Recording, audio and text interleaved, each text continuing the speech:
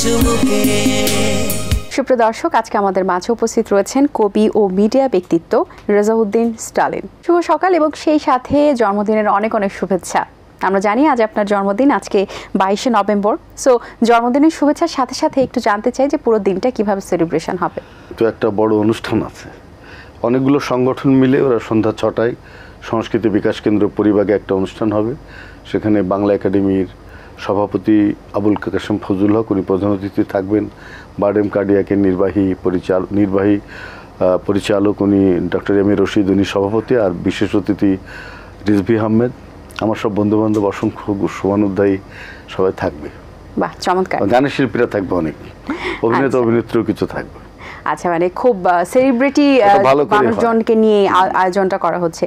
So একটু জানতে চাই ছোটবেলার জন্মদিনটা মিস কেমন করা হয়, বা ছোট দিন এবং বড় বেলার ছোটবেলার জন্মদিন যেটা হয়তো আমি আমার মার কাছে টাকা পয়সা ছিনতাই করতাম। কিভাবে? মানে তার ওই যে ব্যাগের মধ্যে টাকা থাকলে বাসার মধ্যে ছিনতাই, এটা তো ডাকাতি বলে। মা আমাকে 200 টাকা দিতে চাইতো, এটা নিয়ে তুমি খাও কিছু, কিন্তু 200 টাকা কিছু হবে না। আমি 400-500 টাকা নিয়ে বন্ধু বান্ধবের সঙ্গে সারাদিন ঘুরতাম, সিনেমা দেখতাম, ঘুরতাম, খাইতাম, এটা একটা আনন্দ হতো। সেটা করা হয়, এখন তো সেটা নেই। আচ্ছা, এখন তো আচ্ছা, জন্মদিনে কি গিফট পাওয়া হয়? গিফট পাই, কবি তো বই দিতে চায় সবাই, তো আমি বলি বই তো আমার বাসায় 2000 মতো আছে, তোরা টাকা পয়সা দে। কবি যেহেতু, সো কবিতাও তো আপনি লিখেন প্রচুর। সো কবিতা কি ভেবে লেখা হয় ফার্স্ট অফ অল, এবং কবিতার যে লেখার সময় যে চিন্তা ভাবনাটা, সেটা কি ধরনের চিন্তা ভাবনা, এবং যদি ইন কেস আপনি কবি না হতেন তাহলে অন্য কি হতেন? কবি না হলে আমি ডাক্তার হতাম। আচ্ছা, কারণ ব্যাকগ্রাউন্ড সায়েন্স ছিল। আচ্ছা, তো ডাক্তার হতাম, কিন্তু কি অজ্ঞাত কারণে আমি জানি না যে আমার আর পড়া হয়নি ডাক্তারি। না পড়ে ভালো হচ্ছে, কারণ সারাদিন রুগী দেখা, নাড়ি টেপাটেপি, এগুলো আমার আসলে হতো না। আচ্ছা, আমি একটু চঞ্চল, কোথাও বেশিক্ষণ বসে থাকে আমার ধাতেই সয় না, আমি খুব মুভ করতে পছন্দ করি। আর ডাক্তার হতাম মানে কি, আমার ছিল ডাক্তারের দিকে ন্যাক ছিল, মানুষের সেবা করা। মানে আমি যে গ্রামে আমার জন্ম, সেই গ্রামের মানুষজন দেখতাম খুব অসুস্থ থাকতো। তা আমি যখন ম্যাট্রিক পরীক্ষা দিব সায়েন্সে, তখন মনে হলো ভালো রেজাল্ট করলে ডাক্তার। খুব ভালো রেজাল্ট আমি করিনি, কারণ আমি এত চঞ্চল ছিলাম। লেখাপড়ার ধার দিয়ে কাজ দিয়ে আমাকে খুব জোরজার করে আমাকে লেখাপড়া করাইতে হইতো। আচ্ছা, এবং কবিতার যে ব্যাপারটা, কি চিন্তা ভাবনা থেকে কবিতা লেখা? আমরা শুনেছি যে, বা আমরা জানি যতটুকু, যে আসলে প্রেমে ব্যর্থ হলেই কবিরা কবিতা লিখেন। আমি যতদূর আমার মনে হচ্ছে, প্রেম করলে কবিতা লেখা বন্ধ হয়ে যায়, কারণ সমস্ত মনোযোগ তখন ওই নারীর প্রতি চলে যায়। আচ্ছা, কবিতাও তো নারীর মতো। আচ্ছা, আপনি যদি কোনো নারীকে অবহেলা করেন, সময় না দেন, সে থাকবে না আপনার সঙ্গে। না, কখনো। কবিতাও তাই, আপনি যদি কবিতাকে সময় না দেন, কবিতাকে নার্সিং না করেন, ভালো না বাসেন, সে কিন্তু আপনার সঙ্গে থাকবে না। খুব স্পর্শকাতর একটা বিষয়। সুতরাং একই সাথে তো দুটো প্রেম হয় না। তো প্রেমে ব্যর্থ হলে বরং যেটা হয়, একটু যন্ত্রণা থাকে, হয়তো সেই সময়টা স্থিরতা আসে, একটা বেদনা থেকে জন্ম হতে পারে। কবিতার জন্ম বেদনা থেকেই, সেটা প্রেমে ব্যর্থ হওয়ার জন্য না। প্রথম বলা হচ্ছে প্রায় 3000 বছর আগে যে কবিতার জন্ম হলো প্রথম ভারতবর্ষে, তার নাম হচ্ছে রত্নাকর। তিনি দস্যু ছিলেন, পরে তার নাম হয়েছে বাল্মীকি। সেই গল্পটা আপনি জানেন যে একটা পাখি ডালে বসেছিল, ক্রঞ্চি, একটা নিষাদ অর্থাৎ একজন ব্যাধ যাকে বলে তীরন্দাজ, সে এসে তীর ছুঁড়ে একটা ক্রঞ্চিকে হত্যা করলো। হত্যা করার পরে ওই পাখিটা নিচে পড়ে গেল, তীরবিদ্ধ পাখি। আর আরেকটা যে পাখি ছিল, সে তখন ওই তড়পাচ্ছে, মানে ও যে মারা যাচ্ছে সঙ্গী, অসম্ভব ডানার ঝাপটে কান্নাকার করছে। ওই দস্যু রত্নাকর ডাকাতি করে এসে মনে ছিল, তার সামনে ঘটনাটা ঘটলো, সে অসম্ভব বেদনাহত হলো।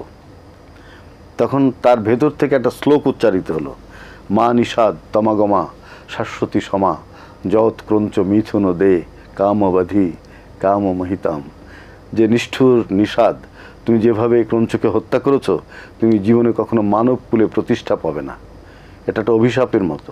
কিন্তু বাল্মীকি রত্নাকর তার ভাবলো যে আমি কি উচ্চারণ করলাম, এ তো একটা অসাধারণ বাণী। এই যে তার মধ্যে একটা কবিতার একটা ভাব উদয় হলো, এরপর থেকে সে কবি হলো এবং সে রামায়ণ লিখলো। বলা হয় বাল্মীকি রামায়ণই সবচেয়ে ভালো, সেটা সবই কবিতা, মহাকাব্য। এটা তো একটু সিরিয়াস টপিকই ছিল। জীবনে কখন প্রেমে পড়েছেন? প্রথম তো প্রেম জীবনে এসেছিল কবে? কবে এবং কে আমি তো ছিল? ক্লাস 8 থেকে প্রেমে পড়ছি, আচ্ছা পড়েই যাচ্ছি, কারণ সুন্দরী মেয়ে দেখলেই প্রেমে পড়ে যায়, কিছু করার নেই। আচ্ছা কবিদের একটা সমস্যা, সুন্দরের প্রতি প্রেম কবিদের আজন্ম। কবি হতে গেলে আসলে কোন গুণাবলী থাকা একদম অনিবার্য বা খুব গুরুত্বপূর্ণ কিছু বিষয় আসলে তার মধ্যে কবি থাকতে হয়? হতে তার গেলে মধ্যে কোনগুলো? একটা প্রখর অনুভব শক্তি লাগে, তার ভাষার প্রতি তার একটা দক্ষতা লাগে, বোধ খুব শানিত হতে হয়, এবং হৃদয়ের মধ্যে একটা সাদা পৃষ্ঠা লাগে, যেখানে কোনো কালিমা থাকবে না, যেন ওই সাদা পৃষ্ঠায় আপনি অসাধারণ অমর বাণী লিখতে পারেন। রবীন্দ্রনাথ যখন লিখলেন যে অন্যায় যে করে আর অন্যায় যে সহে, তব ঘৃণা তারে যেন তৃণ সমদহে, এই কথা লিখতে গেলে কিন্তু একটা সাদা পৃষ্ঠা লাগে, একটা পবিত্র পৃষ্ঠা লাগে। রাইট। আচ্ছা, আপনি যেহেতু সেই সাথে একজন মিডিয়া ব্যক্তিত্ব, সো একটু জানতে চাই বর্তমান মিডিয়ার কি অবস্থা? শোনেন, রাজনৈতিক পট পরিবর্তনের সাথে সাথে মিডিয়ার কিছু পরিবর্তন হয়। মিডিয়ার তো কোনো উপায় থাকে না, মিডিয়াকে বলতে হয় তার সময়ের সেই সব রাজনৈতিক কথা যা সরকার পছন্দ করবে। অপছন্দের কথা বললে মিডিয়ার ক্ষতি হয়। আমরা দেখেছি বিগত সময়ে যে সরকার ছিল তারা এমনভাবে মিডিয়াকে নিয়ন্ত্রণ করত যে তার বিরুদ্ধে কিছুই বলা যেত না। কিন্তু একজন কবি, একজন লেখক, একজন শিল্পী সবসময় মত প্রকাশের স্বাধীনতায় বিশ্বাস করে। নিয়ন্ত্রণের বাইরে যেন মিডিয়া থাকে, সত্য প্রকাশের স্বাধীনতা যেন থাকে। সেটা যদি না থাকে কোনো সমাজে, কোনো দেশে, তাহলে মিডিয়াও স্বাধীন থাকে না।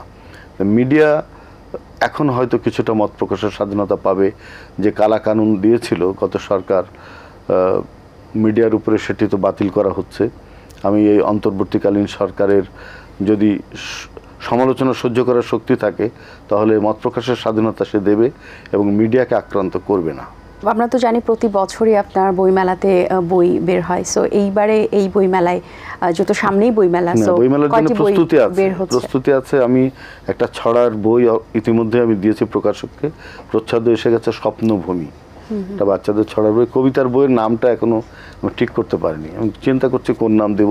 নাম কিন্তু একটা বিরাট ব্যাপার, ক্যাচি নাম হতে হবে।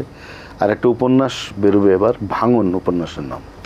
আচ্ছা, সো বই থেকে আসে যে বই পড়ার যে এখন আমাদের জেনারেশনের কথাটার সাথে একটু আমি অ্যাড করতে চাই যে বই পড়ার যে প্রবণতা সেটি কি আসলে আদৌ কমেছে কিনা, বা এটা কমার কারণটা কি? এ জাতি কিন্তু একটু বই বিমুখ জাতি, আমাদের বাঙালি জাতি।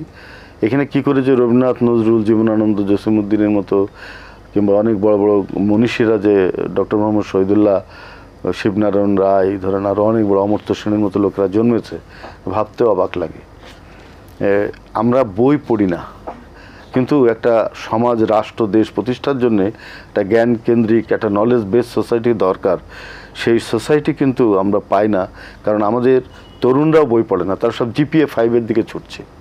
শিক্ষা ব্যবস্থাটা হয়ে গেছে শুধু এক বস্তা বই পিঠে থাকবে, তারা রুটিন মাফিক পড়াশুনো করবে, একটা ভালো রেজাল্ট করবে, এবং রেজাল্ট করার পরে সে একটা সরকারি চাকরি পাবে।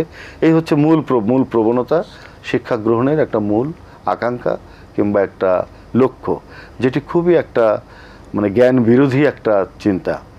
সে আর পাঠ্যপুস্তকের বাইরে কিছুই পড়ে না, জানে না। কিন্তু আপনি যদি ইউরোপে যান, কোথাও যান, দেখবেন যে একটা ছেলে কিংবা একটা মেয়ে, অধিকাংশই তারা একটা ছোট বই ট্রেনের মধ্যে পড়ছে, বাসের মধ্যে পড়ছে, এবং তার সঙ্গে কথা বললে বুঝতে পারবেন সে খুব একটা আলোকিত মানুষ।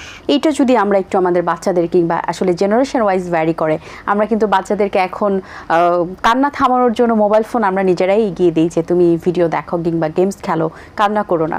তো এটা আমাদেরও আসলে কিছুটা, হ্যাঁ, যদি পরিবর্তন করা যাবে হয়তো বা আগামী প্রজন্ম দিয়ে। পরিবর্তন প্রযুক্তির সঙ্গে থাকতে হবে, কিন্তু প্রযুক্তির মধ্যে জ্ঞান অর্জনের জায়গা আছে। সেই জায়গাটা যদি আমরা না, যে আমরা যদি খালি টিকটক করি, নিজের হাসি নিজে দেখি, তাহলে তো হবে না। হবে অন্য কি বলছে, মহৎ মানুষদের অনেক বাণী, কতটা তো আসে এর মধ্যে। আর এর বাইরেও যে পাঠ্যপুস্তক, যে বই, তার বাইরেও অনেক ভালো ভালো বই আছে, সেগুলো পড়া উচিত। না পড়লে হয় কি, মনোরাজ্যটা, যেটা আপনি বললেন যে কল্পনা রাজ্যটা বাড়ে না। আইনস্টাইন বলেছে যে বিজ্ঞান প্রমাণের বাইরে কিছু করতে পারে না, কিন্তু কবিরা যে এত অসীম, তারা প্রমাণের ধারই ধারে না। তাদের কল্পনার রাজ্য এত বিশাল যে সেখানে বিজ্ঞানের কোনো ঠাঁই নেই। সুতরাং বিজ্ঞানের চেয়ে কবিতা অসীম, সে অসীমত্ব যার মধ্যে থাকে সে তো বড়। বলছিলেন যে টিকটক করলে হবে না, নিজের হাসি নিজে দেখলে হবে না। একটু আপনার কাছে জানতে চাই যে আসলে এই যে প্ল্যাটফর্মটা, এই প্রত্যেকটা তো একটা প্ল্যাটফর্ম, প্রত্যেকটা প্ল্যাটফর্মেরই কিন্তু একটা মানে একটা পজিটিভ দিক আছে, একটা নেগেটিভ দিক আছে। যদিও আমরা জানি যে এটা আসলে নেগেটিভ ভাইবটাই বেশি ভাইরাল হয় এবং আসলে বেশি আমরা জানি যে আসলে টিকটক মানে হয়তো বা আপনার কাছে আসলে একদম জেনুইন মতামতটা কি থাকবে এই অ্যাপসটি বা এই সম্পর্কিত যে অ্যাপসগুলো রয়েছে। আমরা যদি অ্যাড করতে চাই, ইউটিউবের কথা আমরা বলতে চাই, এবং তার মাঝে অন্যতম হচ্ছে ফেসবুক, যেটা ছাড়া আসলে ফেসবুকের অ্যাকাউন্ট নেই এমন মানুষ কিন্তু নেই আসলে বাংলাদেশে, খুব বিরল বিরল। তো সেই জায়গা থেকে আপনার মতামতটা কি? আমার কথা হলো যেন ফেসবুক, টিকটক, ইউটিউব আমাকে খেয়ে না ফেলে, আমার সর্বস্ব গ্রাস না করতে পারে, আমার ইচ্ছার অধীনে যেন তারা চলে, আমার সব কাজগুলো যেন আমি করে তারপরে এগুলো ব্যবহার করতে পারি, কিংবা আমার লক্ষ্য এবং উদ্দেশ্যের সঙ্গে একে যুক্ত করে নেওয়া, চলার পথে সাথী করে নেওয়া, যেন আমি ভালোভাবে সামনে কিছু জ্ঞান অর্জন করতে পারি, কোনো কাজের সহায়ক। যেরকম গুগলে গিয়ে আপনি অনেক কিছু পাবেন, কিন্তু জীবনটা যদি শুধু গুগল নির্ভর হয় তাহলে আপনার ব্রেনে কিছু থাকবে না, স্মৃতিতে কিছু থাকবে না, আপনি বারবার গুগল টিপে বের করতে হবে, কিছু তো আপনার থাকতে হবে অর্জন, তাই না? তাদের নিয়ন্ত্রণে যেন আমরা না থাকি। আচ্ছা, যেরকম আমি বলি যে এআই, যেটা আর্টিফিশিয়াল ইন্টেলিজেন্স যেটা হচ্ছে, পৃথিবী দখল করে ফেলবে তারা কিন্তু এখন কবিতা লেখে, উপন্যাস লেখে, গান গাইছে, তারা গান ভিডিওসে তারা নাচছে, খুব ভয়ঙ্কর। এবং যখন একটা রোবট এআইতে এত উচ্চতায় যাবে প্রযুক্তি, যে সে অনুভব শক্তি পর্যন্ত অর্জন করে ফেলতে পারে, যদি পারে তাহলে কিন্তু মানুষের সবচেয়ে বড় শত্রু হবে এআই। তো ডক্টর ইউনুস উনিও কিন্তু তার বক্তৃতায় বলেছেন যে এআই যেন আমাদেরকে খেয়ে না ফেলে, মানব সভ্যতার প্রতি যেন এরা কোনো শত্রু হয়ে না দাঁড়ায়। অনেক কিন্তু এরকম ছায়াছবি হয়েছে যে রোবটরা এসে নিয়ন্ত্রণ করছে মানুষকে, চুদার বানাচ্ছে। খুব একটা সুন্দর কথা বলেছেন, খুব সুন্দর একটা টপিক আপনি উঠিয়েছেন। একটু এখানে অ্যাড করতে চাই যে এটার যে ইফেক্টটা পুরো বিশ্বেই তো হচ্ছে এবং অনলাইন প্ল্যাটফর্মের সবচেয়ে বেশি, এবং তার মধ্যে মিডিয়া একটা সবচেয়ে বড় অংশ দখল করে রেখেছে, এবং মিডিয়ার অংশটাকে যখন এটা একটা প্রভাব ফেলবে তখন এই যে একটা, আমরা তো সব কিছু আপডেটেড চাই অবশ্যই, যে আমরা এখন এআইয়ের মাধ্যমে কিন্তু আমাদের যে পড়াশোনার অ্যাসাইনমেন্ট সেগুলো কিন্তু আমরা করে ফেলতে পারছি খুবই সহজে। আমরা কোশ্চেন দিয়ে দিলে কিন্তু সেখান থেকে একটা ফিডব্যাক আসছে, আমরা সেটাকে ডকুমেন্ট আকারে দিয়ে ফেলছি।